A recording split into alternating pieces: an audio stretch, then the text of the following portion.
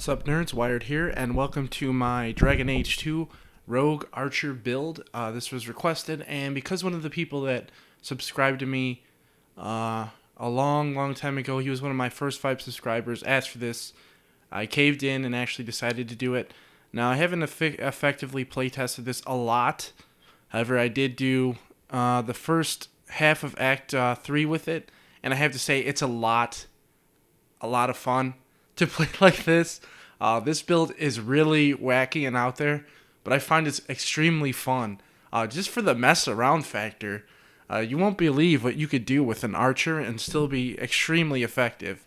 This build is best utilized at the killing of single target players, enemies, lieutenants. It has a lot of utility, and it's very simple to play.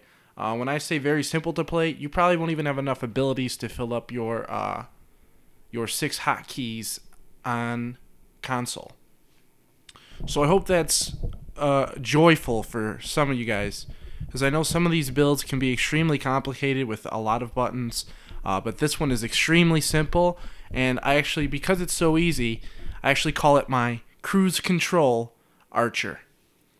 Okay, first thing we always do in every build is attributes, and the attributes are the exact same as the dual wield tree attributes, so you guys should be very familiar if you have watched those videos with what I'm going to do. Now, it's slightly different because the best bow in the game, which is called Absolution and is purchased off the Nexus Golem, only requires 41 dexterity, so we're not going to go over 41 dexterity this time. And we're going to buff the rest in cunning, of course. Please use your extra points if you require to buff constitution if you want, or willpower if you feel you're tired of drinking potions. But this build kills effectively. This build does not have a lot of skills to use. That means it doesn't need a lot of stamina. Both skills it does use have long cooldowns, and the other skills it does use are just defensive abilities, which will be extremely situational, and you might not have to use much anyway.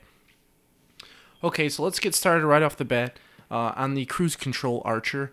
Let me get up my notepad document, and I'll tell you guys what I did with my stats to optimize the character. Alright, first level, the first thing I want to say is this character respecs a little later than I would a dual wield character, simply to get all its abilities really early. I suggest either respecing at level 7 or level 8 with this character.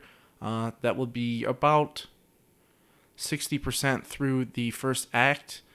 Don't worry, you don't lose anything if you respec later. It's just to get some of the early skills sooner and not have them clog up eventually. Okay, so let's talk about our stats again. Attributes wise, we are respec at level 7, and this should be your base rogue stats. First thing we're going to do is go 3 into dexterity. At level 3, we're going to go 3 more into dexterity. Actually, oops. Okay, hold on. I'm ahead of myself again. Okay, level 2. This means we've just leveled up. This is at the early game. 3 points in dex. Level 3, 3 more points in dex. Level 4, I like to go 3 points in cunning. Level 5, I like to go 3 points in cunning. Level 6, 2 points in cunning and 1 point in dexterity. This lets you use your whole full Sir Isaac's armor, and also lets you open every chest in Act 1. So it's great to go there at about level 6. That's perfect. Alright, at level 7, I like to go 2 dex and 1 cunning. This lets you wear all your set armor now for the rest of the chapter. And for the rest of the chapter, we'll mostly be buffing dexterity, but stay here. You still should stay here and get the optimal stats from me.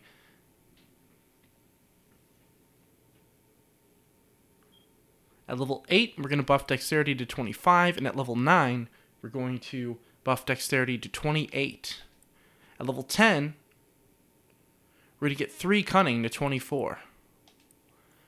At level 11, we're going to get 3 dex to 31. This lets you use the best bow for now. At level 12, full cunning, and at level 13, full cunning, so we can open all the chests in Act 2 and not have to worry about them.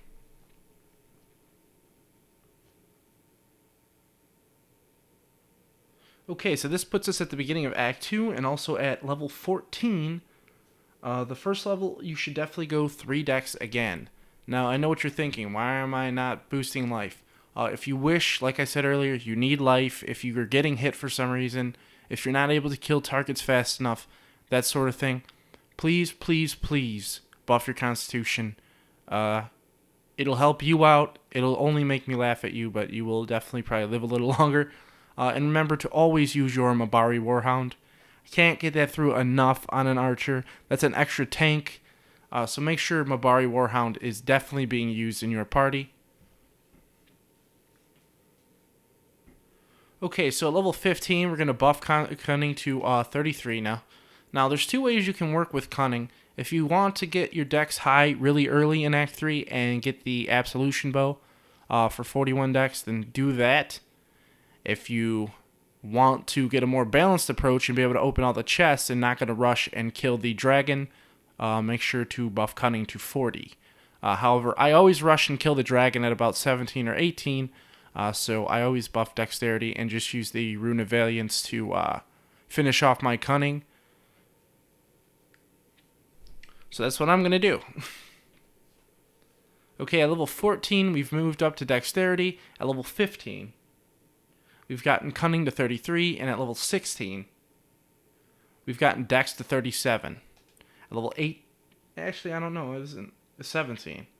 At level 17, you can either do this way, you can boost your Dex to 2 Dexterity, because the dragon does drop a nice bow. You should be able to kill him at this point fairly easily, especially if Aveline is in your party, because your whole party is pretty much a ranged attacker.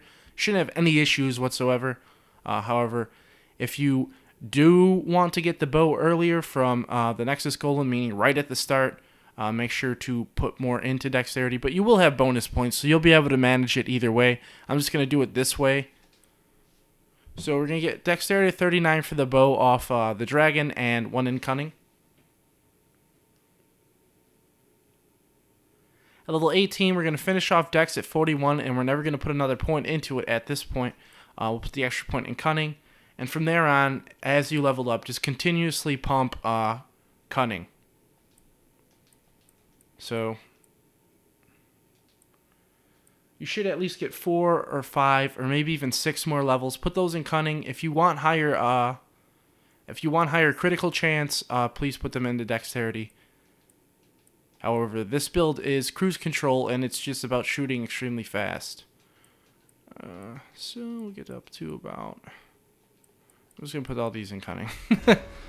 Okay, so remember, get Dex to at least 41, and from there on, every point should go into Cunning. If you don't want to play a crit build, or you want more critical chance, because I don't remember what my critical chance was at the end game with this build. However, we'll check it afterwards. I know you need less crit than a dual wield build to get 100 with this build. Okay. All that aside, let me get my abilities up. I don't have this stuff memorized. Okay, like I said, make sure you're respeccing at level 7. Okay, as I said, this is a cruise control archer. This build is an archer, but it never touches the archery tree. Let me repeat that. It is an archer build, but this build never touches the archery tree.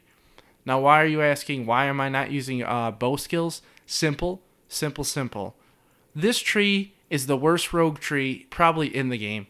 It really is. Bursting Arrow does shit damage. Brittle, even on the harder difficulties, is very hard to pull off and keep on, and things like that. Archer's Lance has a chance of missing every time you use it, and it has friendly fire. Same with Bursting Arrow. And Archer's Lance is a little different than that. If you queue up a target and he moves out of the way, it won't hit him. This just hits in a small cone. This is great for people that are going to be brittled and standing there, but you need a whopping 6 points in archery just to get the brittle effect off this ability.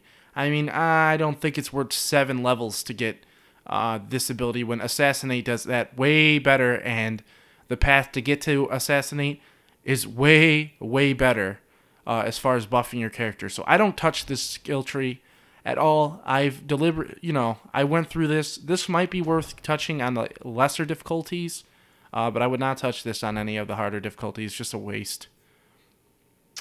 Okay, so what we are going to do is start our cruise control archer, and we're going to start off at level 1. Well, not 1. You'd be respeccing at 7. we're just going to get the trifecta here, these three. So level 1, 2, and 3 would be these three, and we're going to get Harmony. At level 5, you know where I'm going, Blindside. At level 6, we're going to get our first defensive ability, and it's called Stealth. Stealth just removes all threat from you and causes all targets to attack somebody else. This is good. You should not have to use this that much if Aveline is in your target or you're in your party. However, if you are using a character like Fenris to tank, you might have to use this more than you'd like. However, it's just great to have in general. Okay, so at level 7, we're going to take our first specialization. I suggest Assassin, and putting your first point into Mark of Death. At level 8, we're going to use our first tome and get Bloodlust and Lightning Speed in the specialist branch. Always have speed on, okay? Don't use precision or power. Speed is the best one. Okay, so now we have a base 15% attack speed increase on our character. This is great for archery. Blindside, Stealth, and the assassination tree should look like this. Okay, at level 9, we're going to get Pinpoint Strikes. And at level 10, we're going to get Assassinate, and we're going to take our second book in Act 1 and get Annihilate. Now, this exactly is much, much nicer to have than messing with Archer's Lance. Assassinate can never miss, so it's great. Alright, on level 11, we're going to get Enduring Mark. And at level 12, we're going to get Devious Harm, of course. And at level 13, we're going to get Mark of Doom. Alright, now we're level 14, and we're going to be getting our second specialization. Duelist. Yes. Yes. I know what you're thinking. Why would an archer ever get Duelist? Well, good question. Because I fucking said so. No, really, because this is what I call tricks. This gives your archer some pretty badass tricks to use and abuse. Also gives you a few defensive abilities. We're not going to be investing much into this tree, so... Okay, first thing I like to get in this tree is both these abilities. Use your last book in Act 2 to get both of these abilities at level 14, and at level 15, we're going to get Vendetta. Vendetta is why I call this an archer build with tricks. If you're getting fucking destroyed, and I mean like someone is all over your nuts, all you got to do is go like this. Vendetta, target a character, an enemy far away, and bam, you appear behind them, and then you can just plink away at these guys. Just plink, plink, plink, plink away at these guys from behind as they try to catch back up with you. So this is like a teleport ability that does damage. It's good. It's good. It's better than you think. It makes this build way more fun than you'd expect. However, I would not suggest getting Blood Feud, and I know you're going to ask me why. It seems so damn good. Yes, it does seem good. However, there is a glitch in the game currently. If you use Blood Feud and your Mark of Death ability on an enemy, it actually gives them damage resistance. However, if you don't plan on doing that and you just want the Vendetta to be extremely powerful, please get Blood Feud. It is worth it. Not as good against bosses, of course, but like I said, it is good just to have tricks. It's like another Assassinate that has a cool little teleport ability and get you out of a decent amount of binds. I know it's helped me, so... level 16, of course, we are going to get Overkill. And level 17, Energizing Speed. This lowers the cooldown of all our abilities by an extra 10%. Always good. Always good. Alright, at 18, this is where the dark area comes. Your build's pretty much done here. However, it depends on what you want to do. Like I said, at 18, you can get, like, one of these. Like, you can get Attack and Blood Feud or something like that. It's really up to you what you want to do. I, however, like to get a little bit more defensive abilities at this point. I like to get back-to-back, follow through, and... if it lets me. Okay. Invisible Friend. This gives you 2 built-in stealth abilities and decent stamina regeneration. So if you do it this way, at 18, get back-to-back. At 19, get follow-through. and at 20 get Invisible Friend. Now, you should have enough skill points left over even so. So this would be 18, 19, 20. You see, I'm already 22, and this guy is like 80% into Act 3. So you will get to about 23, 24, 25. Some people even get to 26 and 27. They are fucking nuts, and it's not worth it, but cahoots to them. So, like I said, you have those extra skill points. You can get Sure Strikes. I suggest Sure Strikes before Evasive Maneuvers. Get Blood Feud. And, of course, one of the cool abilities is also Cutting Barbs because it lowers their defense by 50%. But you have a lot of options here. If you'd like some more controlling abilities, you can, of course, get Miasmic Flask and its upgrade. Or you can get Rush. There's really a lot of options here. This build is effectively finished at level 20. Like I said, it's Cruise Control. This build doesn't have a lot of activated abilities, but it does great damage just through basic attacking. And I think Archer really shines through normal attacks. It also has a decent amount of defense. It has some pretty cool tricks. And I say tricks, I don't say them lightly. I think the tricks this build comes around with are pretty fun to play with. Backstabbing people with a bow is pretty cool. So... Like I said, you have plenty of options here. If you'd like to get things like this, you will have extra skill points. Please put them wherever you feel is most appropriate. This build is effectively done. Evade is a good pick, and abilities like that. You really have a lot of options here. I can't tell you which is best. It depends on how you like to play. This, at this point, is all personal playstyle. So please just do what you feel is right. You can even get these threat redirections if you feel like you need another one. However, I suggest playing with another rogue as this build. Either Isabella or Varric. Sebastian's fine too. However, I don't like him much, so I don't ever use him. However, he's a great DPS damage dealer and debuffer as well. He can help you get assassinate crits on brittle targets for like 250,000 damage. Yes, it's been done. So, but like I said, this build is pretty much completed at this point. Thanks for watching. But I will show you, of course. We'll just use these extra points up real quick. These are glitched points. You will not have as many points as I have right now. I'm just putting them in anything. You're not supposed to be able to max out 2 specializations and like almost 3 other trees, but whatever. Okay, so I want to show you the equipment I would suggest you use. Actually, I'm just going to show you endgame stats and what to expect from them. I do not have the best equipment for archers. This talisman is obviously good. This ring is obviously good. But there's another ring in Act 2 that costs 80 gold, I believe. It's called the Ring of the Black Fox. Make sure you get that. That's extremely good. And there's also a belt off the Black Emporium, which is on par with this belt. I prefer 7 Deadly Cinch myself. However, some people prefer the other belt. I think it's called the Belt of Promise. That's a good belt as well to wear. However, with non-optimal gear on, and I don't even have an archer bow, so I'm just going to put this shit on. I don't even have a bow. So, alright, so our attributes are going to be 81% base crit. That's not with Valiant's Aura. With Aura of Valiance, you'll have 91%. And with the bonus from Harmony, you'll have around 96 to 100%. If you want 100%, you're going to need about 4 more points in Dexterity. Just use your bonus points for that. And that's about it. That's all I can pretty much tell you. This character is going to be doing its best damage from just basic shooting. It has a lot of nice little tricks, decent amount of survivability because you're not in the thick of things. It's not prone to friendly fire. As you can see, its attack is 100%. Chance to hit any enemy. Has high DPS. And, of course, it has high defense of 80% with the abilities it has. So, like I said, this character is extremely hard to kill.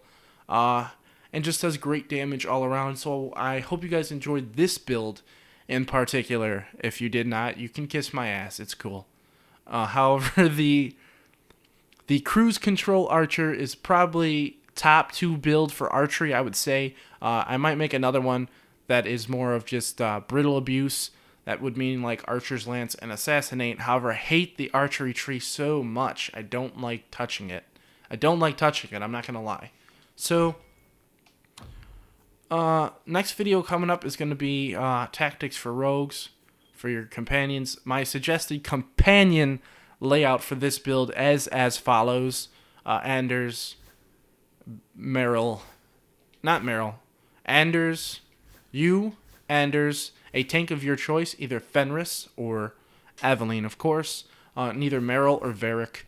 Varric, if you want, can be your threat redirector, like most of the time I use him for. And of course, Meryl can be your cross-class combo abuser, and also be the one who puts Petrify on targets. Where is that at? Where's Petrify? Here we go. Desiccate. 100% critical chance. And you also can give her Winter's Grasp. Winter's Grasp with the upgrade eventually. Just get Winter's Grasp and then get Cone of Cold and slap that upgrade in there. Gives you a 40% brittle chance, and so it's nice. Like I said, you have plenty of options. I'll get into companion skills later on. Just make good choices. That's all you need to do. Okay, so once again, thanks for watching, guys. That's the Cruise Control Archer. If you don't like the build or you have suggestions, please post them in the comments. I am The Wired, and of course, if you're like me and you love robots, then you should definitely subscribe to my channel.